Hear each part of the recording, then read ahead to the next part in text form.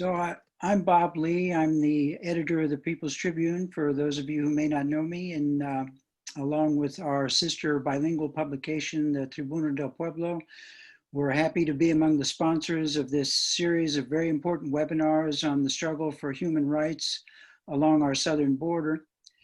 This is the fourth in this series of panels, and I wanted to let you know that we are recording this discussion, and the recording will be posted later on the websites of the People's Tribune and the Tribuna del Pueblo.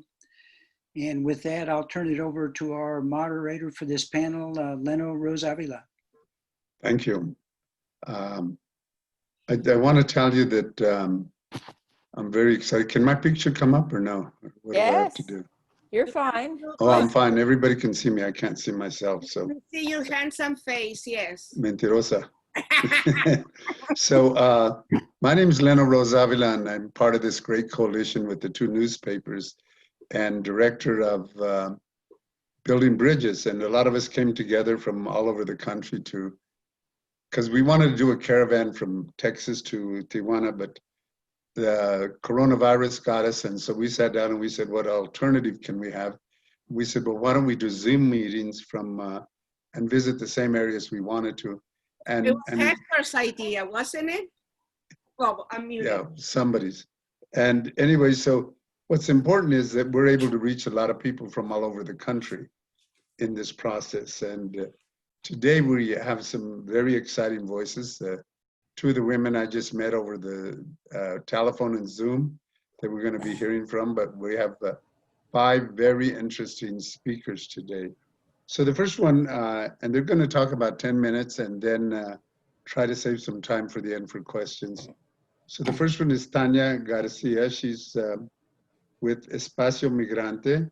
She's a lawyer, a PhD in sociology, coordinates the legal clinic for them in Tijuana.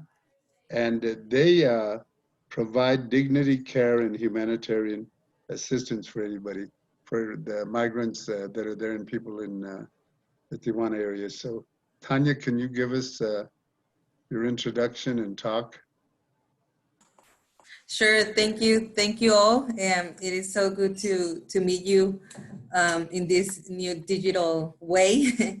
And thank you for the opportunity to share with you all we have been documented and the way we have worked. Well, for those who don't know what we do in Espacio Migrante, we are a non-profit organization. We work to create a safe and exclusive space for migrant community, but especially for children, young people, and families to receive humanitarian and dignified care. We are located in Tijuana. This work with the community, because we have a small shelter, but we also have a lot of work with the community that had allowed us to know and live with them the changes in the U.S. immigration policies that have a really negative impact in the policies in Mexico, but also in the lives of the migrants that are seeking asylum in the U.S. And well, I think you know that since the creation of the MPP, the condition of the migrants in the city have become very complicated. Since they don't have information, they have to be listed in order to apply for asylum in the United States. And then when they finally do, they have to return to Mexico to await their process.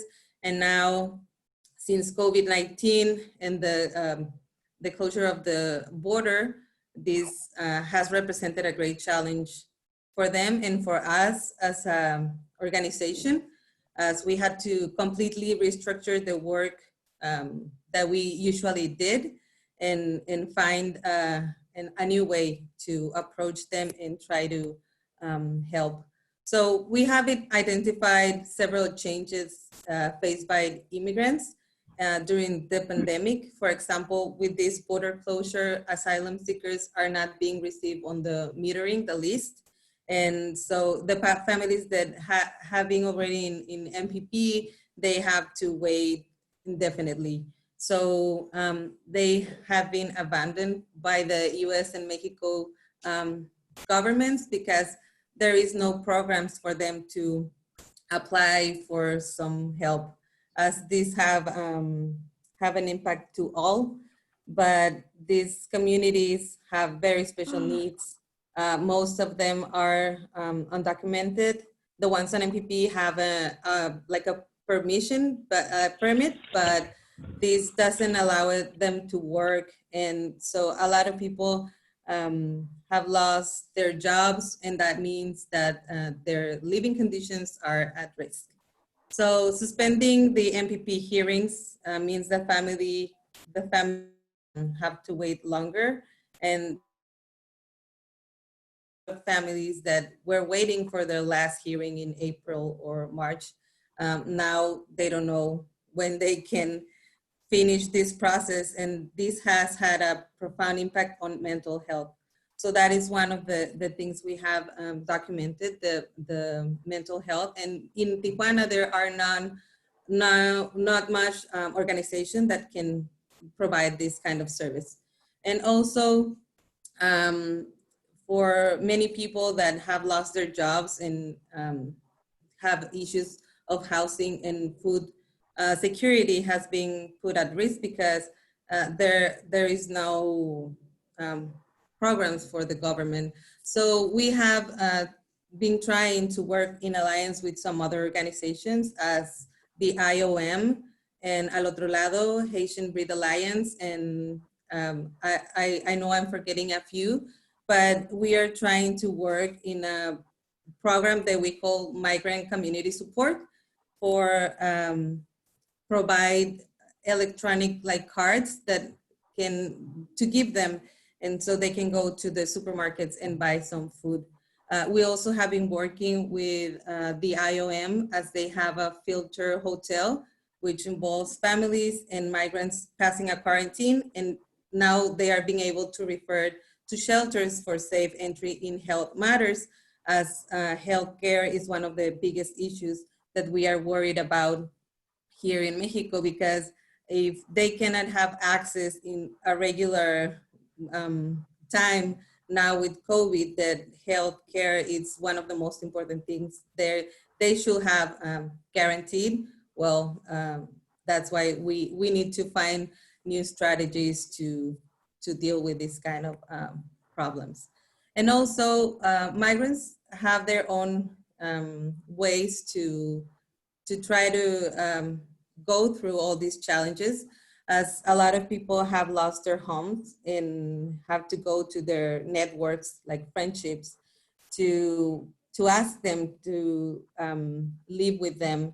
Meanwhile, they find another job and ensure an income and now have the possibility to pay rent and buy food. So these are the things that we have been dealing with. And about housing here in Baja California, there is no program, however, that help them to secure that. So they have to go to shelters, but also during the pandemic, most of the shelters closed these entries. So now with the filter hotel of the IOM, that now there is a possibility for them to be referred to a shelter.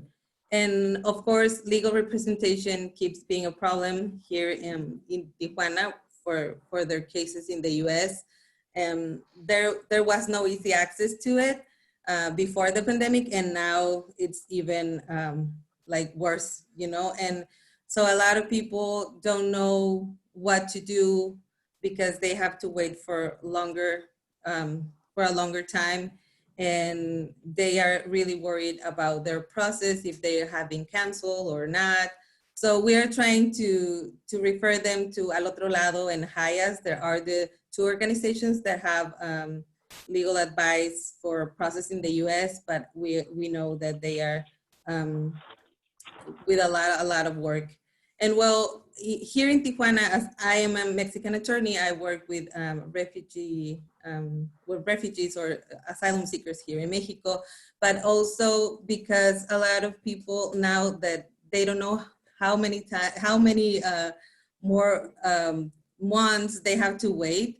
So I'm working to ensure access to the right of education. So here in Tijuana, well, in the state of Baja California, there is a program for the Ministry of Education, And so we are working as a link between the migrant community and this Ministry of Education to ensure this access. So a lot of people before the pandemic, they weren't sure to enlist their kids to school because, well, they thought that they were gonna cross and they will be able to enlist them in the US. But now, as they don't know how much more time they have to wait, now they are willing to let the kids to go to school.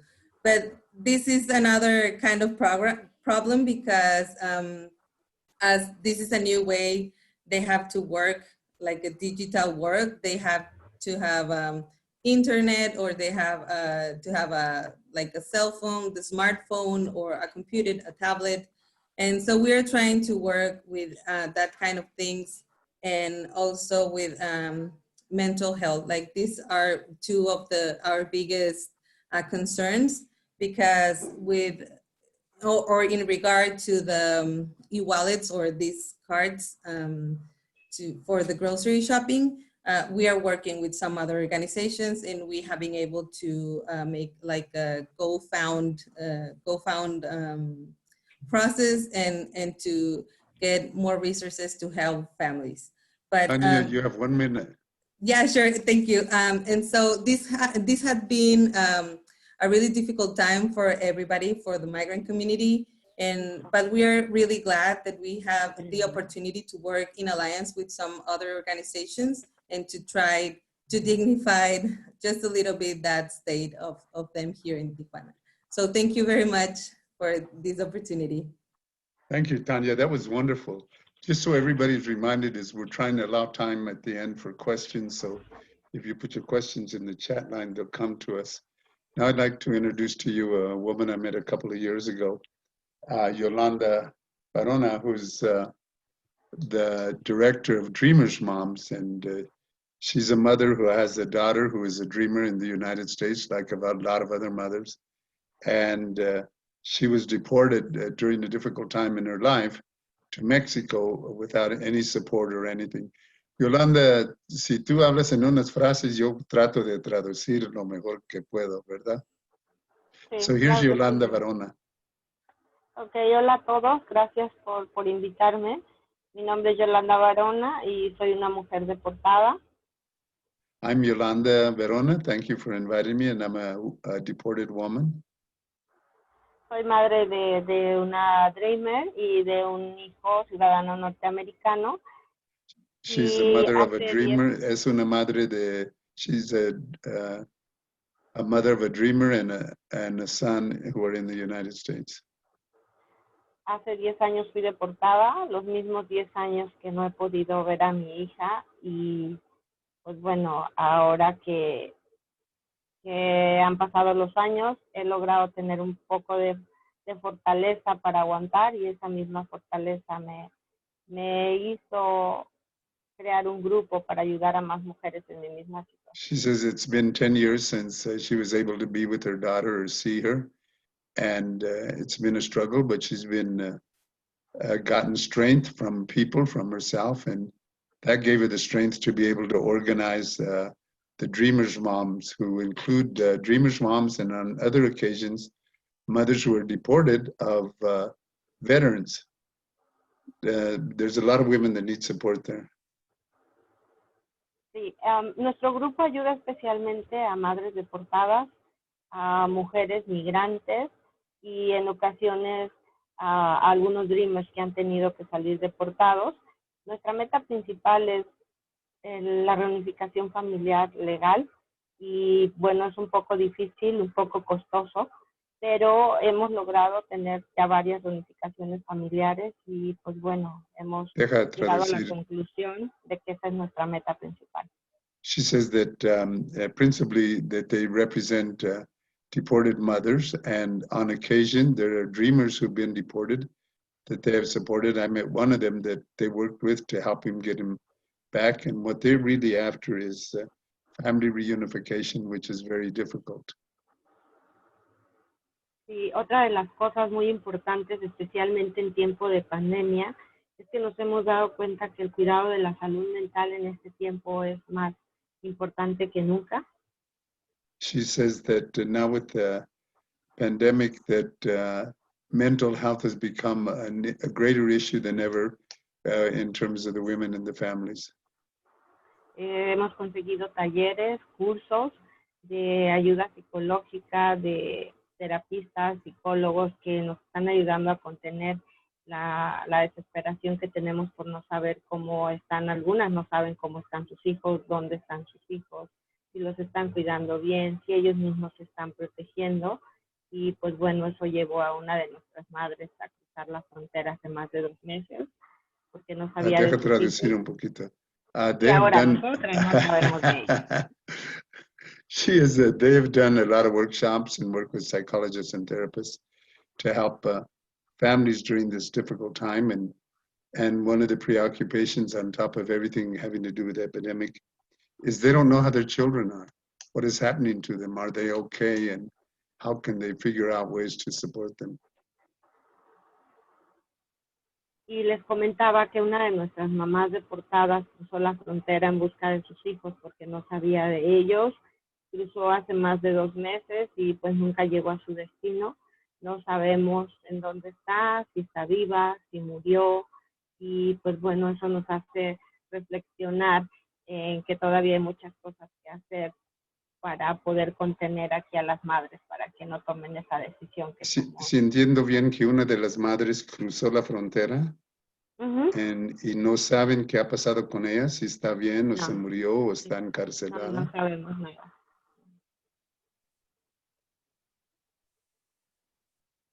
¿Y cuántas mujeres están involucradas con ustedes? Bueno, ahora nosotras tenemos una base de datos a las mujeres que hemos ayudado, a los jóvenes, a los Dreamers.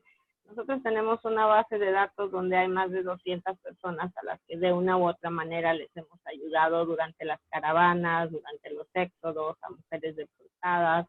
Y sí ha sido una lista grande, aunque contamos con pocos recursos, pero hacemos lo que podemos y tratamos de brindarle apoyo a quien podamos. So they have people like the one who crossed the border and they don't know if she's alive or how she's surviving. And they have on their list about 200 women who have come in contact with them. It's difficult to find the women who are deported because nobody reports them. They don't know where they're coming. Once in a great while, they hear the news and so they're always trying to figure out ways to help the families of the deported Dreamers moms. Otra cosa importante que hacemos en nuestro grupo es que a partir de hace 2 años empezaron los padres varones que quedaron en Estados Unidos a querer la custodia completa de los hijos de las mujeres deportadas. Y pues bueno, ya hemos peleado 2 custodias desde aquí de México en las Cortes de Estados Unidos con representación de abogados de migración y se han ganado las 2 custodias por la mitad y eso para nosotros ha sido un precedente y ha sido una victoria el saber que 2 madres pueden ahora ya tener comunicación con sus hijos. One of the things that you have to know about the Dreamers moms is they really have no money, no fundraising, no big grants that come to them. And so one of the big issues that happens with when they're deported, that the fathers take on the children and refuse to have the children be able to communicate with their mothers in Tijuana. And so they've won 2 court cases in the United States to allow the mothers to have communications with their children. And as a parent, that is a major victory. Y otra de las cosas que ahorita estamos haciendo es que ya 3 mujeres regresaron legalmente a Estados Unidos. Hemos ayudado a 2 Dreamers a volver.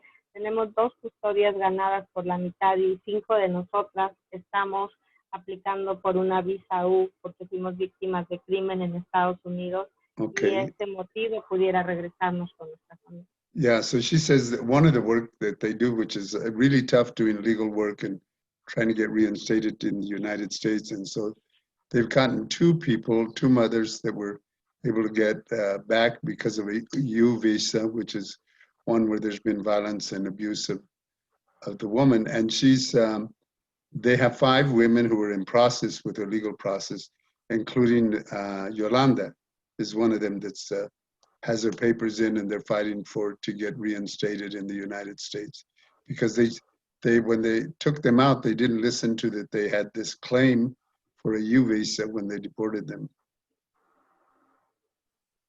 Y pues bueno, esas son algunas de las cosas que hacemos. También ofrecemos artículos de higiene personal, les ayudamos a conseguir sus actas de nacimiento, documentos de identidad, en algunas ocasiones acceso a las escuelas cuando les niegan el no quererlos integrar porque son extranjeros. Ahora precisamente estamos en otra red, en una red que se llama GIE, donde estamos directamente tratando de incidir en los cambios para que los niños que vienen como extranjeros, o sea, nuestros hijos, puedan acceder a la escuela inmediatamente mientras se les consiguen sus actas de doble nacionalidad, que ya hemos conseguido algunas. Es algo difícil, pero no es algo imposible, solamente que a veces la gente se cierra a hablar con nosotros, se cierran a hacer cambios en las leyes, y pues bueno, hay mucho trabajo que hacer, pero estamos dispuestos a seguir trabajando aún en este tiempo de pandemia. So one of the things that they do is that women who they bring their children over is doing all the legal process so that they can be identified first, the parents, as dual citizens and citizenship both in the United States and in Mexico, and the same for the children, so that they can get access to school. Many of the people, as you can imagine, when they're deported, they don't have their documents with them for any country. They're taken without notice and sent across the border. Adelante. Y pues bueno, quiero agradecerles el espacio, el tiempo, y pedirles que en algún momento vamos a hacer un GoFundMe. Esta vez sí lo voy a pedir abiertamente. Es para poder reunificar a estas 5 madres. Estamos ya como a mitad de los procesos. Necesitamos fondos para poder reunificarlas, y pues bueno, creo que todos los que nos dedicamos a luchar por los derechos humanos y los que no estamos de acuerdo con las leyes injustas de migración, pues tenemos que echarnos la mano unos a otros. Les quiero agradecer a todos por su trabajo. Muchas gracias, Leno, por invitarnos, y bueno, que tengan una bonita tarde. She wants to thank us for the work that we all do, and the support and the things that they're trying to do for the 5 mothers who are in process. One of the things that I know from going to Tijuana regularly is they do a lot of activities with the mothers. One of the things that I went was to a Mother's Day event. Carolyn and I were there, and it was very beautiful to see the Dreamers moms, and you know, sometimes their children's come to the border, and they put a mesh over there at the Friendship Park so you couldn't put your hand through there, so people put their pinky there. They call it the pinky kiss, where you touch their families. And it may not seem like a lot, but I pinky kissed a couple of people, and it's electric. But you know, people, that's as close as they can get, and there's a lot of lágrimas. They do a lot of activities that they, when they get used clothing donations and other things, they go and sell them to raise monies. They do, along with the veterans, they do activities around Thanksgiving and other holidays and the Christmas holidays. So all of these groups that are working in Tijuana need their help. And obviously, one of the things that Yolanda did not say is for those people who would like to have a further conversation, is she has done Zoom meetings or talleres, workshops from Zoom, and she can do that so people could have that. The other thing is that she's invited all over the country to speak in behalf of women and women working in the border. So gracias. Y a ver si hay preguntas más después. Our next speaker is Carolina Cortez, and she's related, fortunately or unfortunately, to one of our committee members, Laura, and she works for Border Kindness. I met her recently. You know, one of the things that impressed me about Carolina is that she's a real active student and is really wanting to use her time, and the COVID-19 interrupted her plans. She was in Germany studying and working, and she has had a lot of different experiences, including working for somebody by the name of Senator Kamala Harris. So I'm going to invite Carolina to talk a little about her work and her dreams. Carolina? Hello, buenas tardes, good afternoon, everyone. My name is Carolina Cortez, and I'm actually coming to you from Mexicali. So I'd be glad to answer any questions that pertain specifically to Mexicali. But I am currently working with Border Kindness, and I manage the Children's Empowerment Center. We are a fairly new nonprofit organization. We began in fall of 2018, so about 2 years ago, with our executive director, Kelly Overton, just bringing clothes to the migrants in Mexicali in his car, sleeping in his car and just trying to really help in any way that he could. And over the past 2 years, we have grown exponentially. We started with about a staff of about 2 to 3 people, and we're at 20 right now, about to be to 25 in the next couple of weeks. And with that, our services have also grown here in Mexicali, which I will briefly talk about and briefly mention before talking specifically about the Children's Empowerment Center and the work that we're doing to try and provide some sort of education and help to all of the migrant adolescents, but also local adolescents here in Mexicali as well. We provide legal services to the migrant community here in Mexicali.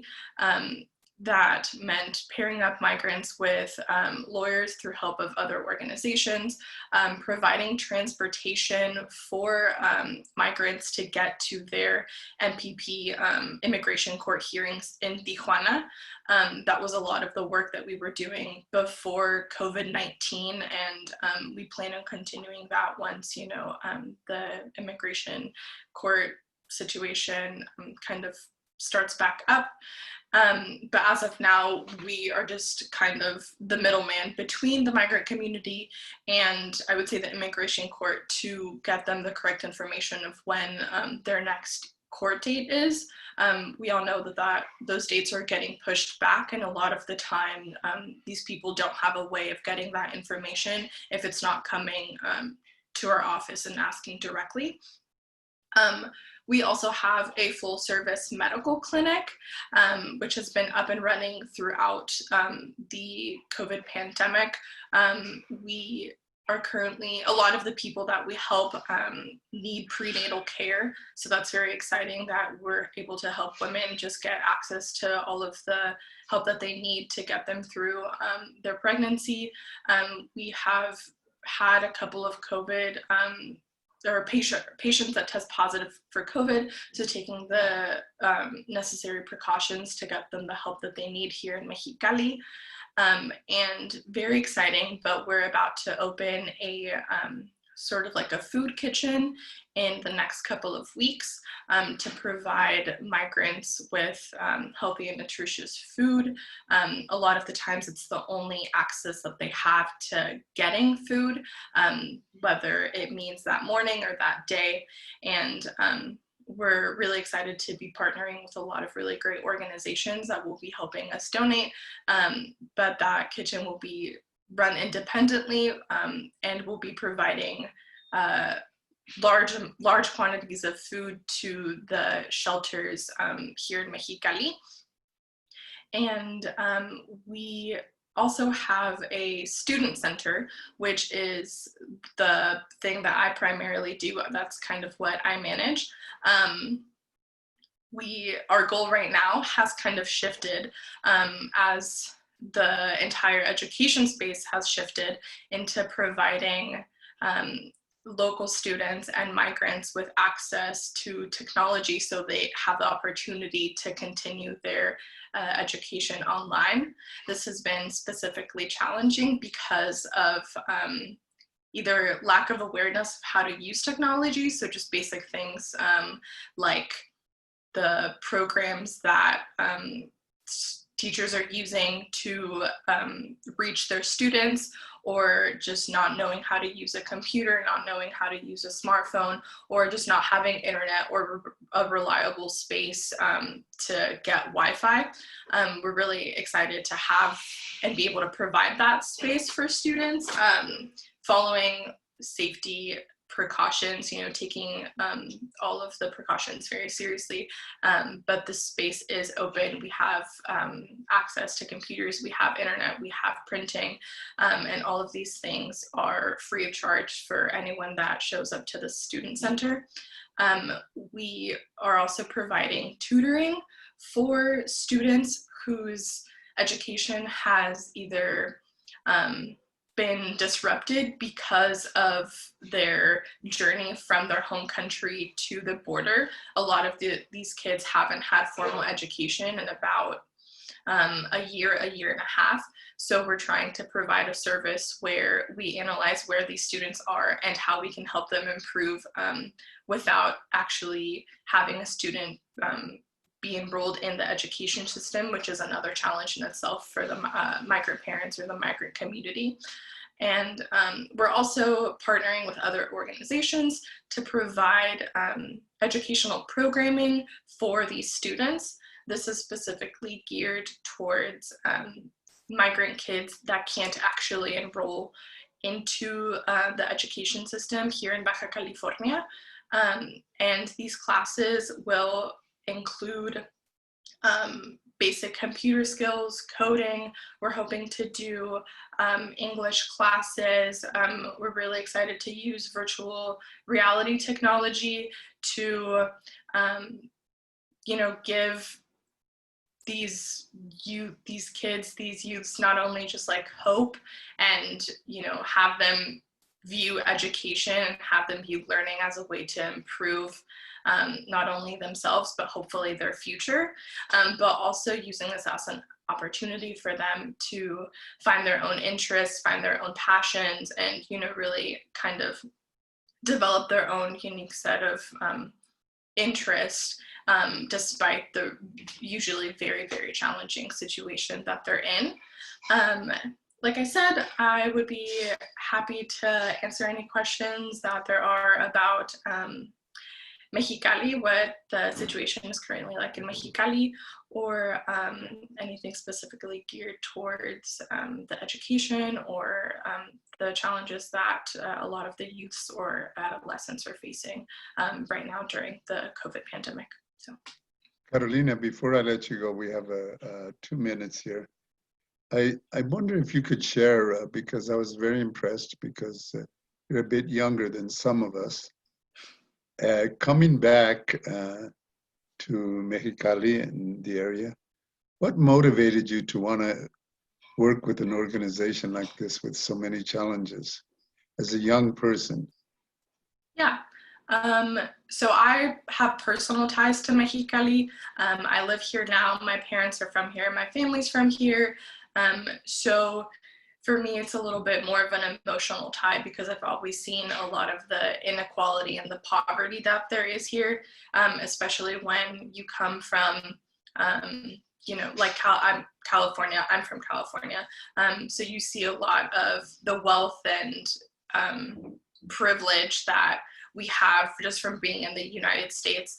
And my time in Mexicali has always been like a wake-up call to the true amount of world inequality that there actually is. And I know that Mexicali is only a certain grade or a degree of poverty, but I'm just very passionate about like working in whatever way I can to kind of diminish and help the levels of inequality globally.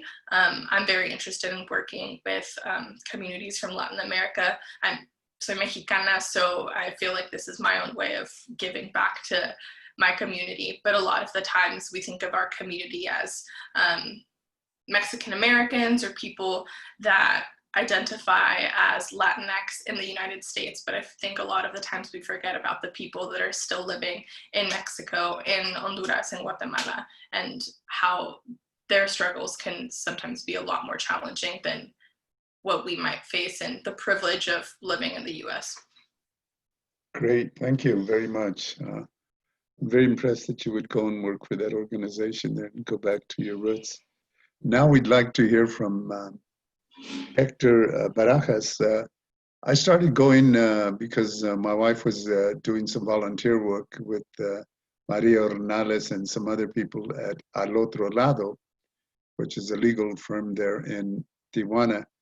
And when I went as a spectator, and people kept talking to me about this group, Deported Veterans. I said, how can they deport a veteran? It was insane. I said, you know, if they've been a veteran, how can the government deport them? So I went in search of deported veterans. And when I met deported veterans, I also met the Dreamers Moms.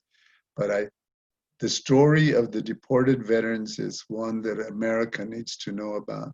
So I'd like to invite my brother, Hector Barajas, to talk about himself and his work. Hector. Hi, good afternoon, everybody, and good afternoon, Leno, and I see Eduardo there as well, and Karen, and a lot of everybody that I met. So, well, my name is Hector Barajas. I was born in Fresnillo, Zacatecas in 1977. I came to the United States like many immigrants as a young child, or either as an adult, and eventually I ended up getting a green card through my parents. I enlisted in the U.S. military at the age of 17, and eventually went on to basic training. When I turned 18, I ended up enlisting for 4 years, and then re-enlisting for another 3. So I did a total of 6 years. Served with the 82nd Airborne. I didn't serve in combat, but I put my life on the line at various times in airborne operations. While in the military, I started having problems with alcohol and addiction. And after my honorable discharge, it continued. Probably about 6 months after I got out, I ended up in a situation where somebody fired a weapon at another vehicle, and I went to prison for 3 years. After my prison sentence, I thought I was gonna just, do like paroled, or I was supposed to parole and get out. And everybody told me, I'm like, you're gonna get, because I did have an immigration hold in Bakersfield INS. And sure enough, the U.S. Marshals picked me up, put me on an airplane, kind of like Con Air, and sent me over to Eloy, Arizona, where I fought my case for a year. Ended up getting deported in 2004, and then I just decided, this Mexico's not for me, and I snuck back into the country. 6 months later, laid low, and for the first time in my life, I actually had to live as an undocumented person, like working, or having to deal with like putting up with difficult jobs, or seeing how people would get treated. When I remember I used to work as a roofer in the union, and they would tell me, your time starts when you get on the roof. It would take us an hour to load the roof. So I mean, it was just those kind of things. Always getting I got pulled over maybe 10 times. Got my vehicle impounded because I didn't have a driver's license. And then eventually I got pulled over for a traffic violation and got deported for the second time. This time I had a life deportation, and I started a family. I had a young child, and I was just tired of hiding and I wanted to do things the right way. So I started using social media. I started telling people my story, and I thought it was going to be like something quick, but it took me 10 years out of the United States. This last time, officially, I was deported for 14 years. And I started organizing, connecting with people. When I first started out, I had a little list of people that I knew that were deported. And then now I have a list of 50-something people. People in 50-something countries all over the world, from the Philippines to the UK to predominantly, obviously, people from Mexico. And we think it's either a couple hundred, if not thousands, of people that have been deported since 1986. So we're talking about 20-something years of deportation of U.S. veterans. Nobody's really kind of done anything about it. When I started organizing, this was actually prior to my second deportation. There was already a couple people organizing, Jan Ruman, and maybe 3 or 4 people. And when I got deported, I turned my apartment into a place where people could stay at. And I didn't have any real set goals. It was just like, come stay with me. And it's good to do things just out of the blue, but you really gotta, put things in order and have a mission and goals. And that Hector, ended up. can you say what they offered you, how they offered you citizenship as an immigrant? Sure. They didn't. When I was in the military, I was never offered citizenship or what do you call it? How to get my citizenship or how to do it. So one of the things that I do tell people is that even though there is a process in the military to become a citizen, there's no program. So, and I've heard people say, well, we're not there to hold your hand, but we are. We hold your hand on how to shoot a rifle, how to march. So why not ensure that you hold that individual's hand to make sure that you take care of them? That's part of being a squad leader or a supervisor. That, it's kind of like if you're a Walmart employee and there's a 501k or 401k, then show that person what it is and help them. So I started organizing, and unfortunately, through a lot of different things, I ended up being homeless at some point. I ended up being strung out for a couple months. So I've been suicidal. I've been through like all the ups and downs of being a deportee. And when I decided to do this the second time, I decided to use what I've learned in the military, some of the discipline. Also, being in prison, you got to be disciplined too. There's rules and regulations. And I went from creating forms on dealing with the guys on, because I always struggle with the guys on telling them what to do. Like, hey guys, turn off the lights. We're going to get up at a certain hour, and they wouldn't listen to me. So I created a little form, these are the rules. You screw up 3 times and you're out. But just those kind of things, I started implementing ways of organizing the house, and then just organizing other people.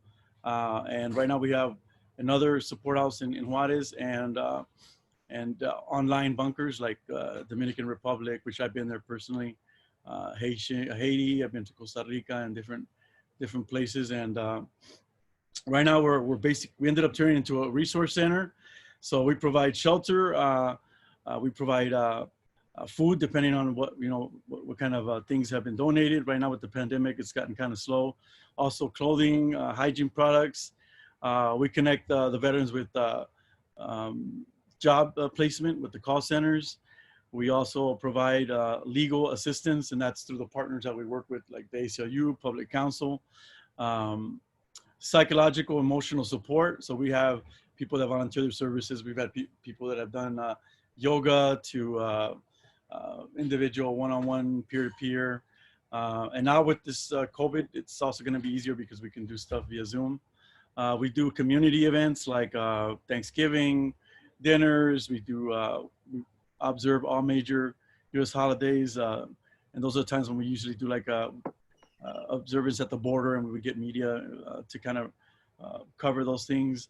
We do funeral details. We've had men pass away on this side of the border.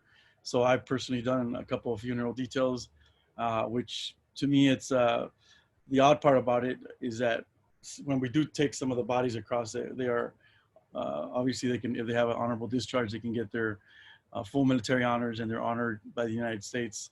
And to me, that's just it's morally, I think it's wrong. Wow. What else do we do? We work with state and federal and county legislators. So we've gotten state legislation passed.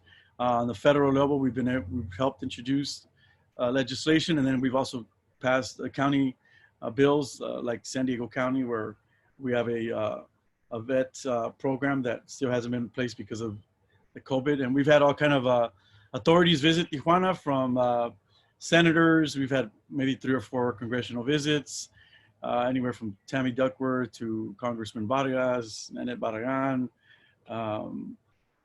was it Congressman Grijalva, and different people. And recently, I've been also asked to speak before Congress as well. And I know some of you guys don't like Donald Trump, but I went to the State of the Union, and for me it was important because I was able to connect with different allies and just to see what that thing's kind of about was interesting. But what else? And we've also, last week I spoke with Isla Map and for their fundraising event, and they are basically again, the military doesn't provide really any legal assistance. So some of the attorneys that are in the military that help these veterans are not, they're not experts. So ILAMAP actually partners up with these attorneys, and they actually assist these these active duty people and their family members to get naturalization. And so that's kind of what we do. We do many different things. And also, and just going into how I ended up back in the United States, I was able to get a pardon through Governor General Brown about 6 months before April 13th of 2018 when I got my citizenship. But it took me about 5 years to get my citizenship. They were trying to deny me at one point because I grew up in Compton, California.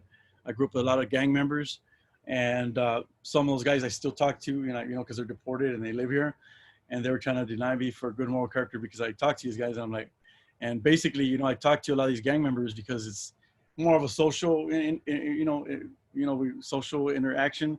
It's not like we're gonna plan like the next drive-by or anything like that. So the government was just kind of crazy about going after me. And then even the same day that I was supposed to naturalize, they were alleging that I had lied to them about how many times I had crossed the border, because this newspaper published I had crossed more than 3 times. And they literally had me get on the phone with my attorney, and we had to go back and forth and sign documents. And had I lied to them, they wouldn't have let me cross that specific day. But finally, we went over everything, and so I became a U.S. citizen in April 13th of 2018. As far as I know, I'm the only person that's ever become a citizen after having a criminal record and being deported twice. It's been through the help of many people, and like the organizations like the ACLU and some of the legislators and the allies that we create today, like like Leno and everybody else that keep our spirits up. And many other men have also gotten pardons. We have over half a dozen men that are in the process of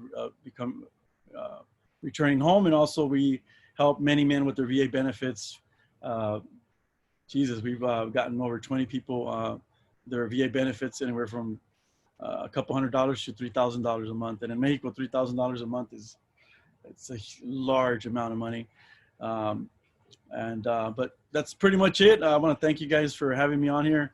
I'm horrible at public speaking, but if anybody wants to reach out, they can reach us out through our Facebook. We also have various documentaries. One that was done by that's on Showtime right now. It's on called Ready for War. It talks about the different situations that veterans go through, and it was co-produced by Drake as well. And you can just pretty much find us if you look us up on Google, my name, or Deported Veteran Support. As you'll see, pretty much a lot of media that's been kind of done on us. But the average American still does not know about deported veterans, and we want to thank you guys for giving us this opportunity so we can bring our men and women home. And again, thank you. Thank you, Hector. I don't know if Dulce has come on. Yeah. Who's our next speaker? Is Dulce in there? Does anybody see her? Dulce Garcia? I'm here. Oh, you're there. I didn't know. Where are you? Be hiding from me. No, I've been here. No me peiné, Leno, but I'm here. Yeah, despeinadas. So Dulce has been a real find. Border Angels has been around, as I understand, over 25 years. They work on both sides of the border and do amazing work. And I was able to some months ago go with them when they did a water drop and took some reporters with us. But one of the great things is all of the volunteers that they've gotten that have provided a lot of food and materials over the years to people in Tijuana. But right now everything's pretty much shut down with the virus. One of the things that's I found interesting when I finally tracked down Dulce, and she probably thought I was stalking her, but she's an attorney, an immigration attorney. She's a DACA recipient, and she also was one of the plaintiffs in the case that went before the Supreme Court. So I want to welcome you, Dulce, to this event and tell us your story, sister. Yes, thank you, Leno, for this space. I want to start off by saying that Border Angels, our mission is one based of love, but it's an active kind of love. Sure enough, the Water Drop program is one of our signature programs here at the border, and it has the aim of reducing the amount of deaths, people that are crossing through our deserts, specifically here in our San Diego deserts.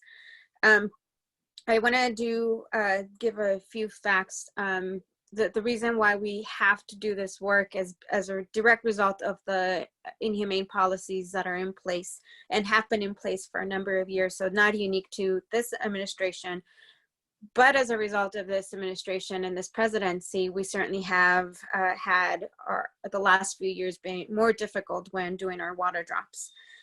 In 2018, the Border Patrol reported 283 deaths. These are deaths that have been confirmed, where Border Patrol has physically recovered or seen and confirmed these deaths in our desert.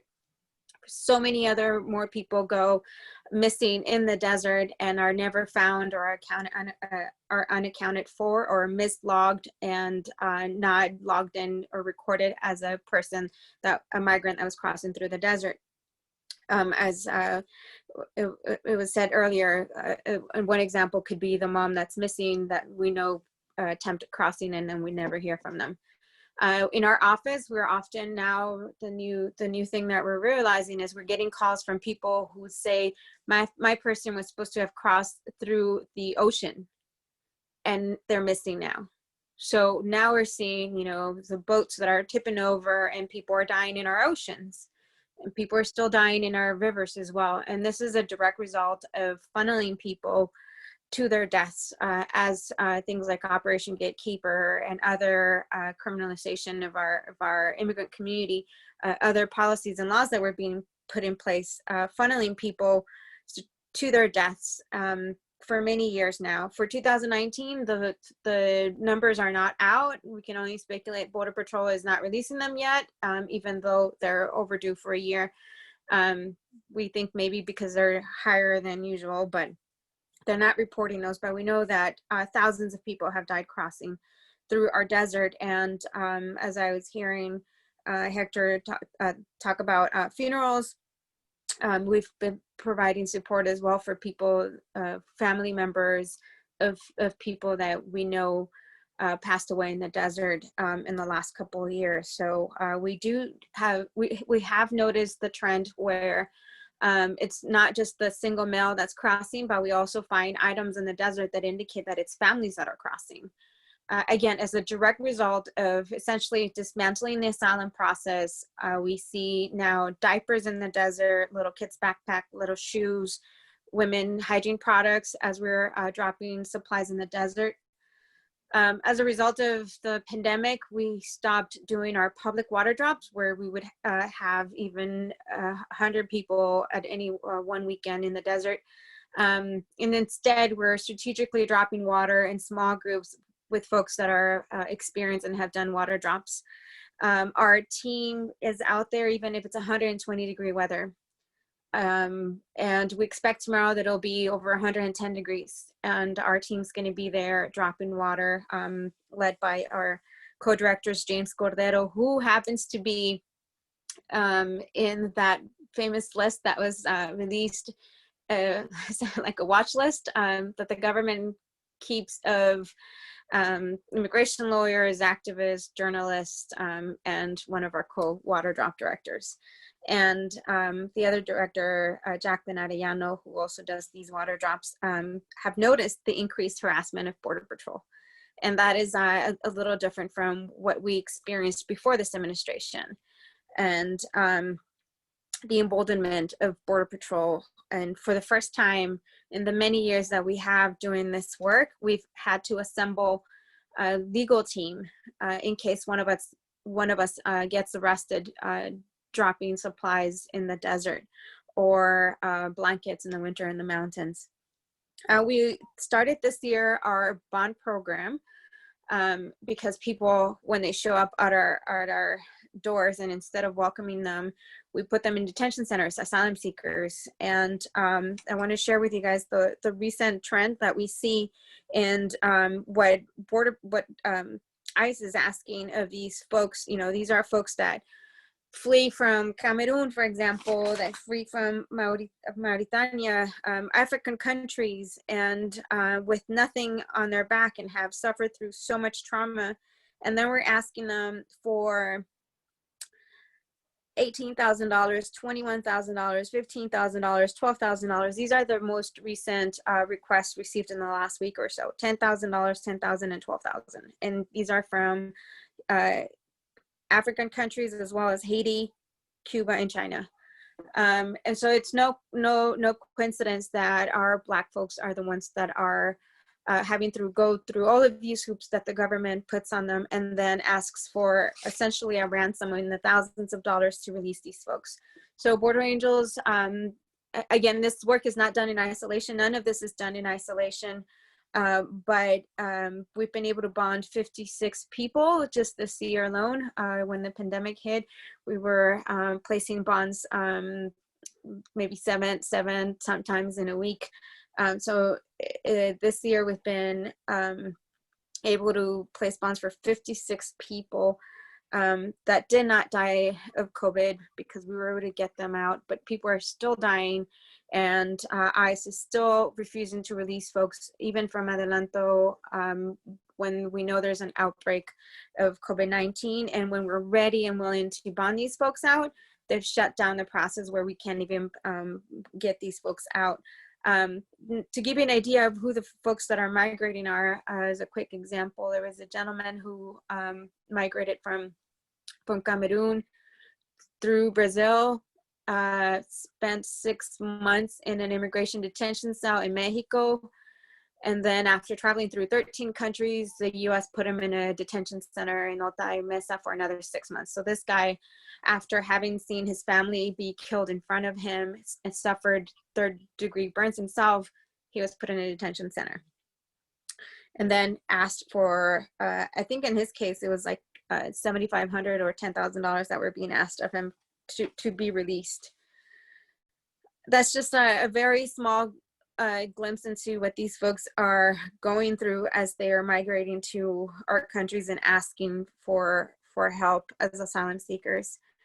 We've been able to support over 12 shelters in Tijuana, and providing direct monetary assistance. Because of COVID, we haven't been able to take donations in kind. Last year, we would line up even 20, 25 cars and take donations, as Lena was saying. Well, we haven't been able to do that this year, but we're still providing monetary support. And so we know of shelters that have like a broken fridge, for example. We just provided a brand new fridge to another shelter this week. Washer and dryers. You know, we're going through a pandemic, and we tell them keep everything neat and clean and disinfect everything. But if you don't have a dryer and you're dependent on the sun, you know, it's challenging. It's challenging to isolate 100, 200 people in a shelter, and you know, not when you don't have the supplies to even buy masks. So we've been able to provide masks, some medicine, and monetary support so that they can buy the supplies that they need and make it through the pandemic. And we just started this year our brand new Green Card for Kids program, where we provide legal assistance to the children that are in the custody of the Riverside County that are perhaps eligible for something called SIJ, Special Immigrant Juvenile Status. So kids that have suffered abuse, neglect, or abandonment by one or both parents, and end up in the custody of the state. In this case, Riverside County may qualify for something called Special Immigrant Juvenile Status. And we provide legal support so that these children can go through this process. That allows them to then apply for legal permanent residency and then eventually citizenship. And today, this month, we received notice that we have two of these kids that may possibly naturalize, become U.S. citizens. So that's our Green Card for Kids program. Again, we wish we wouldn't have to do any of this work. that's our hope, that's our goal, to one day not have to be dropping water in the desert. But unfortunately, since it's needed, we're going to keep doing this work even through a pandemic, even in nice weather like this one. But I can talk all day, Leno, about these issues, including, other efforts here in San Diego County to change the laws and policies locally, and to shut down the detention centers. But We have one more minute. Counselor. Then I will say this: if you haven't registered to vote, please vote and register as many people as you can to vote. We cannot stand 4 more years of this. Not that things were great before, or that things are going to get solved with one election. But we have suffered, as I mentioned before, an increased amount of pain, I would say, especially as an undocumented person. And especially here on our border. So please vote and register as many people as you can to vote, and vote for immigrant rights. And make sure that everyone that you know has filled out the census as well. There's hope. If I can say that in like 10 seconds, we haven't lost hope. The silver lining in all of this is that there are people stepping up on the Tijuana side of the border, as you know, from these wonderful colegas and compas doing the great work in Tijuana, and also on this side of the border. So there's hope. That's the silver lining. Border Angels is 100% funded by the people, for the people. We don't get any government grants whatsoever, nothing. It's people that are doing bake sales, selling earrings like this one for $10. It's people that are doing designs on t-shirts. There was one that did abolish ICE on a cake and sold that cake. So, pencils. There was a person that raised $3,800 selling a pencil that said abolish ICE on there.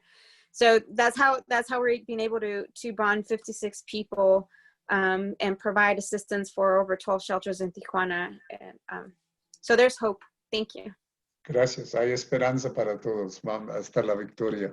So we have time for some questions. I don't know if people want to, in the chat room, send some questions, and we can try to get them asked while we still have our panelists here. So don't be shy. We have time. It is important, the message that that you were doing, Dulce, because that's one of the reasons that we started doing this effort, was because we wanted to bring to light the conditions of the border across the United States, because immigration has always been a major issue in these elections, and we wanted to give people a reason to vote.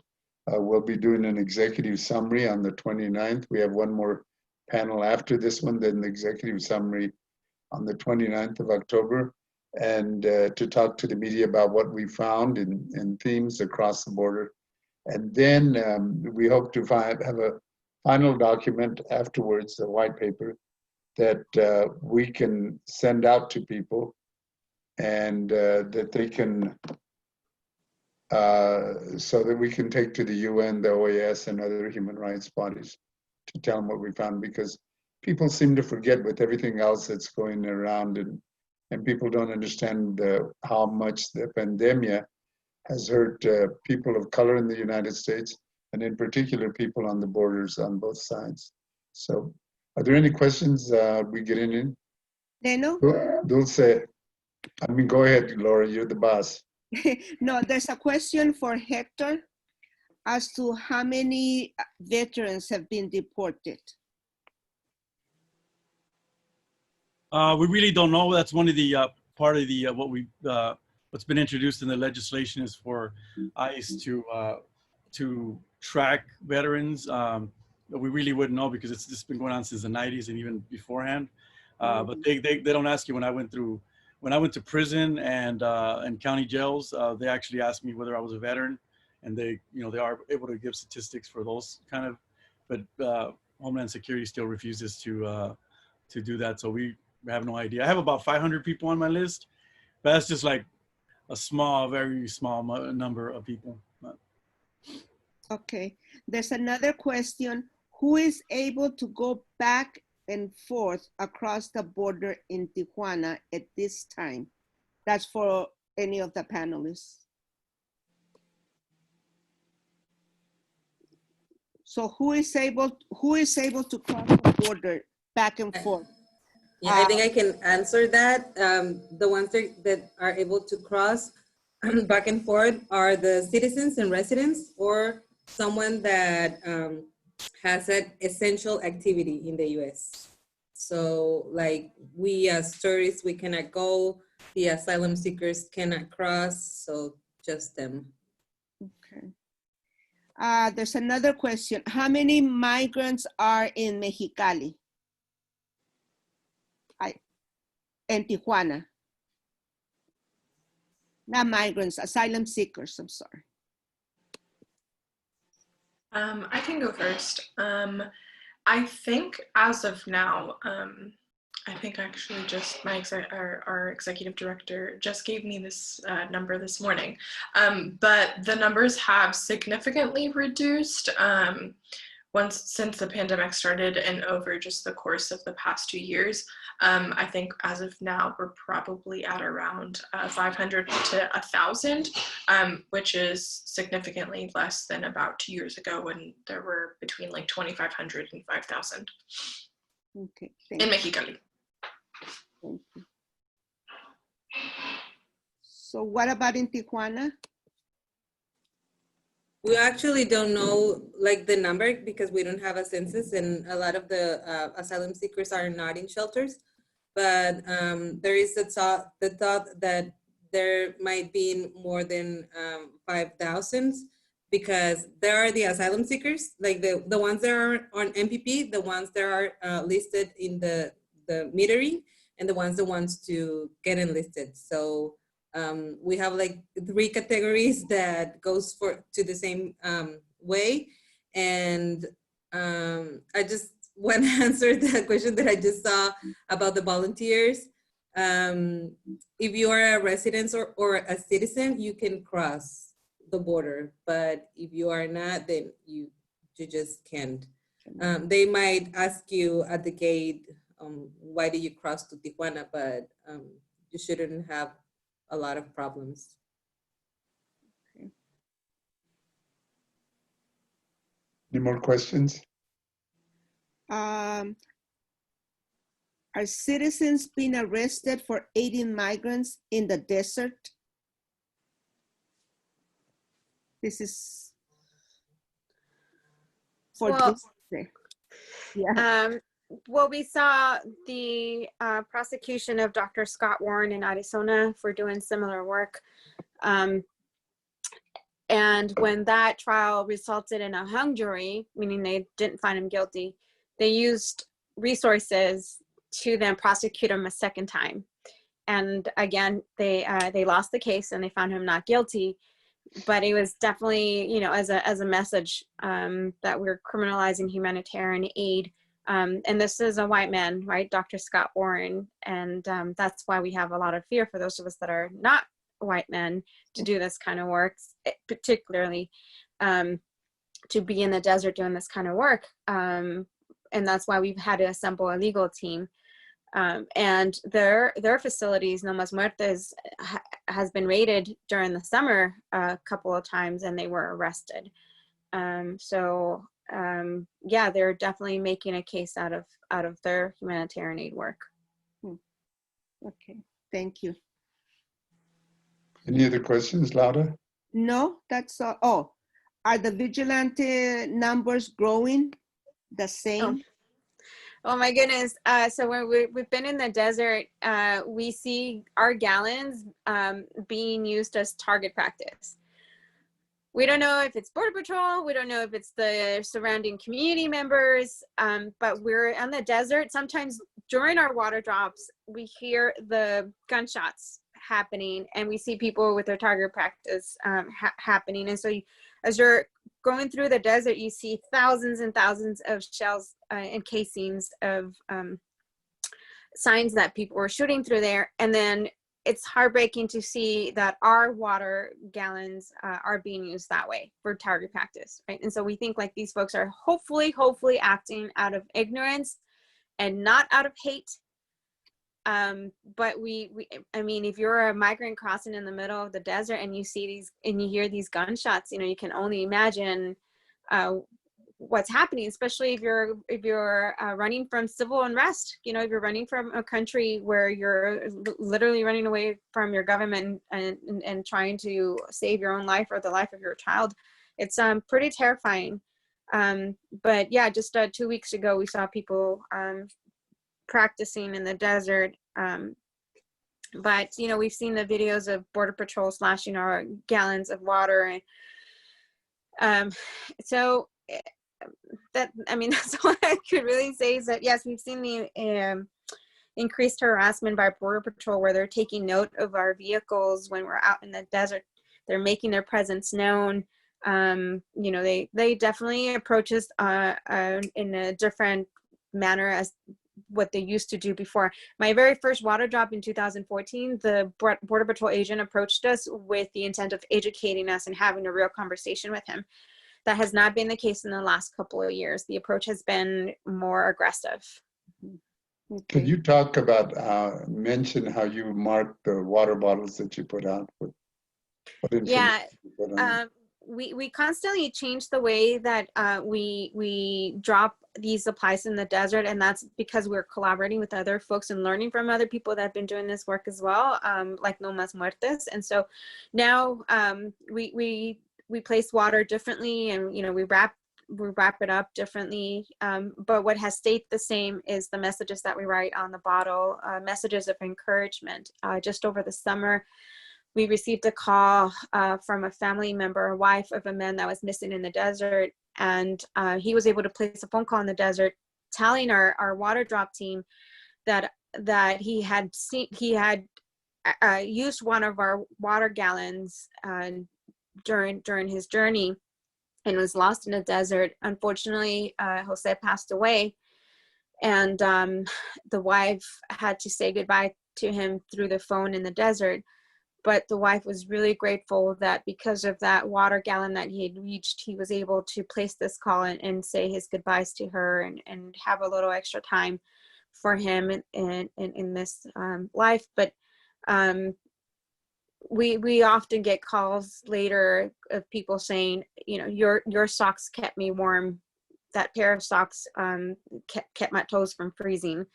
Or, you know, I was going to give up, and then I read on the water gallon a message of encouragement saying, you're almost there, or you're loved and you're welcomed.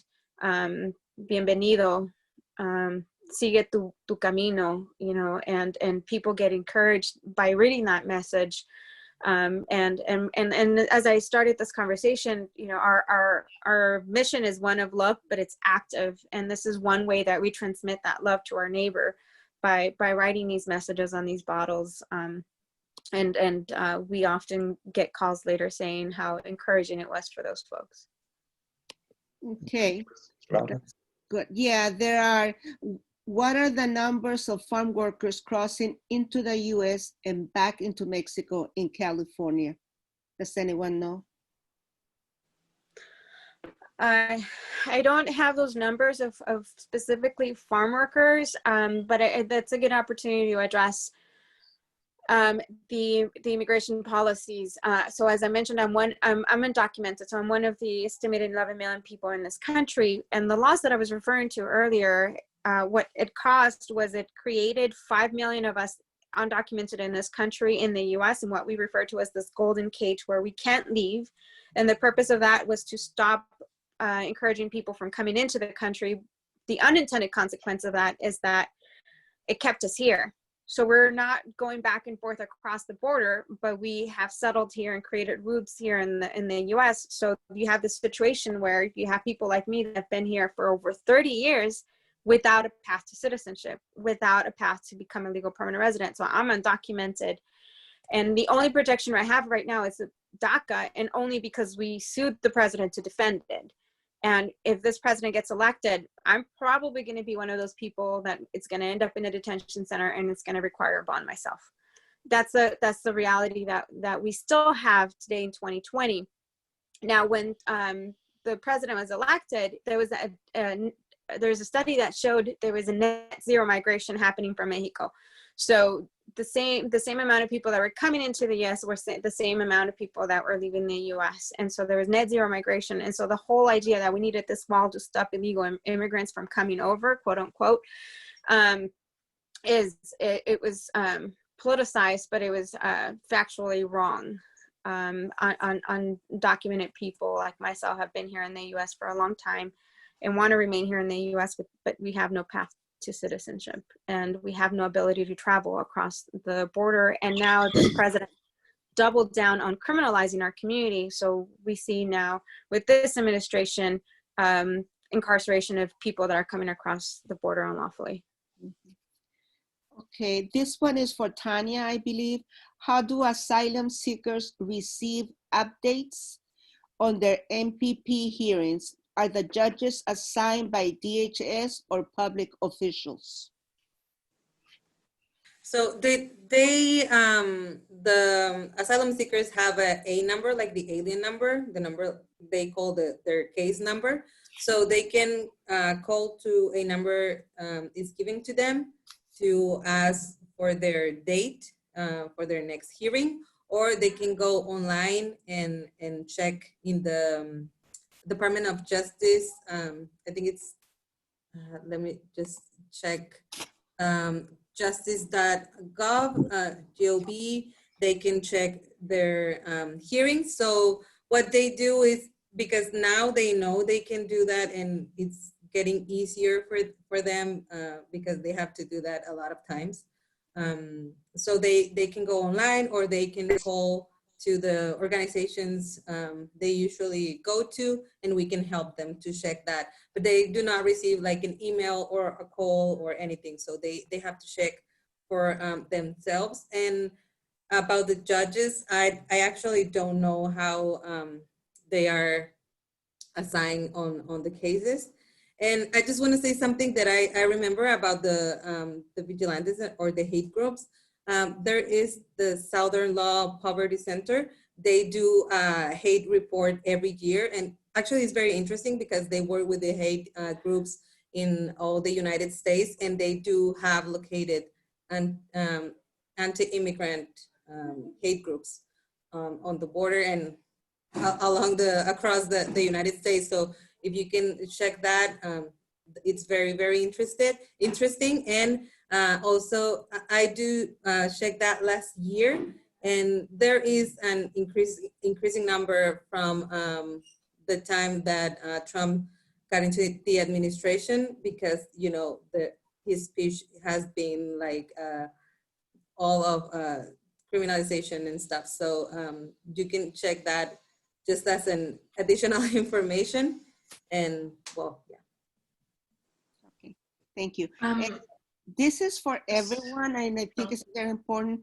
Would it be possible to share all links and places to donate and support all of these? Are there any emails, and be sent if possible to everyone who registered to this talk? And Bob said yes, he will make that available. So let's see, that's all I have. No other questions? No questions, but a lot of thank yous. Well, I want to mention a couple of things if you'll let me speak, Laura. I have to ask for permission.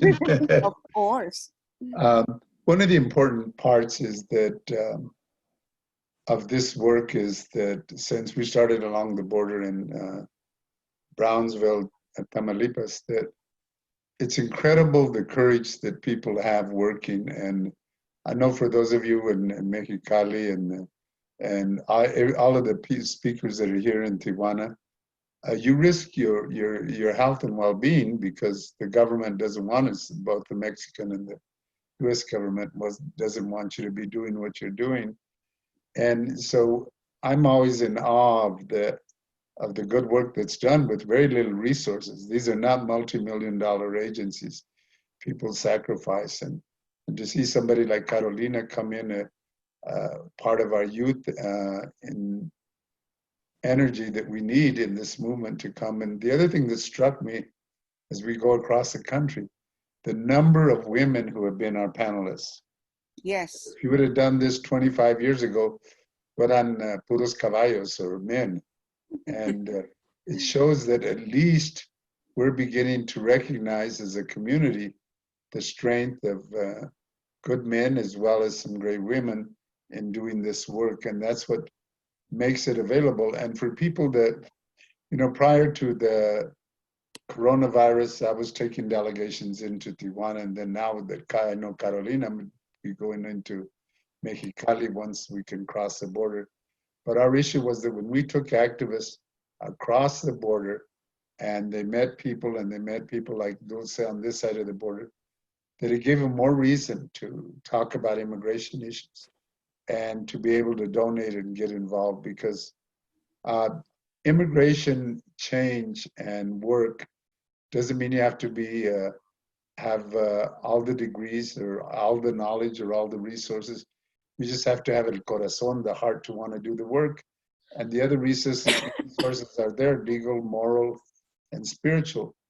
But I think the important part is, and I just sent out a notice to some of my list and asking people to vote for me on November 3rd.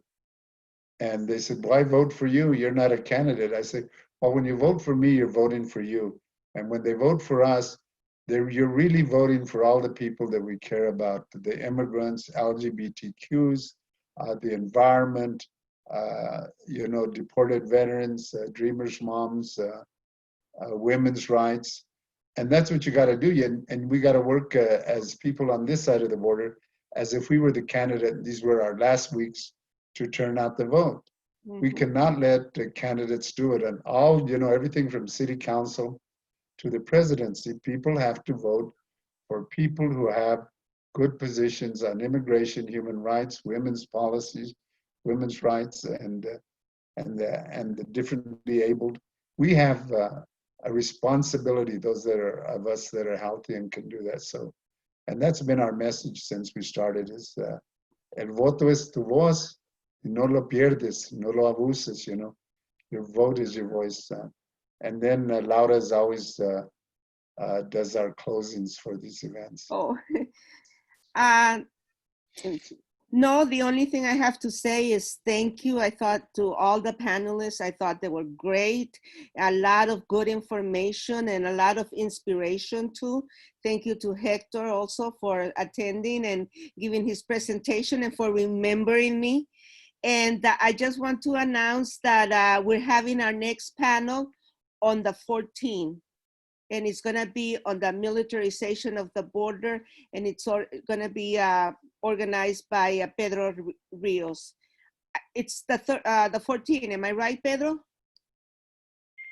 Yes, that's correct. On the 14th at 4 p.m. Pacific time. See you there. Okay, yeah, we'll see you there. Thank you all. Bye. Gracias. Thanks, everybody. Gracias. Hasta luego. Mucho gusto en conocer a todos. Y todas. Gracias, hasta luego.